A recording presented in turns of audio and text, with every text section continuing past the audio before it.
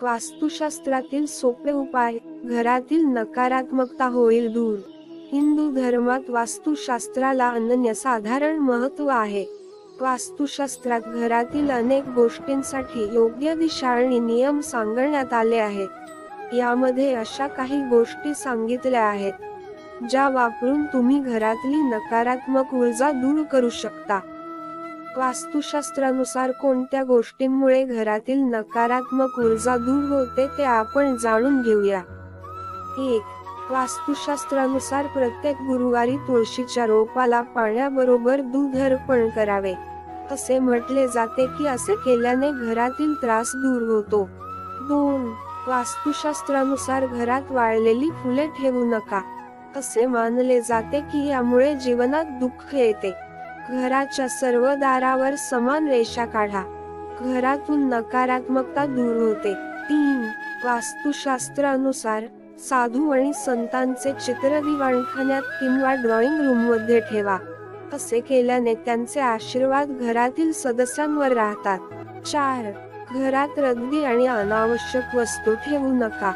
5. वास्तुशास्त्रानुसार घराच्या दक्षिण पूर्व कोपऱ्यात हिरवी झाडे लावा।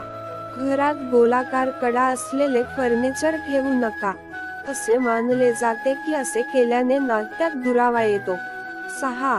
वास्तुशास्त्रानुसार आठवड्यातून एकदा कापराचा धूर करणे शुभ मानले जाते। असे केल्याने घरातील नकारात्मकता दूर होते। यासोबतच घरात मोहरीच्या तेलाच्या दिव्यात लवंगा लावणे शुभ मानले जाते।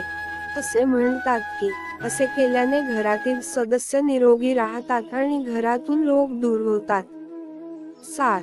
वास्तुशास्त्रानुसार घरातल्या आतील झाडं किंवा रोपं आपल्या घरात शांतता आणि शुद्ध हवा पसरवतात। 8. तुम्हाला चांगली झोप लागावी याकरिता बेडरूम मध्ये लॅव्हेंडरचं रोप लावू शकतात। हा सर्वात चांगला प्रकृतीचा तणावरहित उपाय आहे। 9. जर तुम्हाला उच्च रक्तदाबाचा किंवा आर्थिक समस्या उद्भवत असेल तर मेहंदी आणि कोळीचे वनस्पती लावा। 10. वास्तूमध्ये पंचतत्वांचा समावेश असतो आणि चांगल्या तसेच सुरक्षिततेसाठी यात संतुलन ठेवणं गरजेचं असतं। केव्हा केव्हा भिंतीवरील चित्र देखील एखाद्याच्या आरोग्यात सुधारणा होण्यासाठी फायदेशीर आहे। ही माहिती आवडल्यास जास्तीत जास्त शेअर करून आपल्या चॅनेलला नक्की सबस्क्राईब करा। धन्यवाद।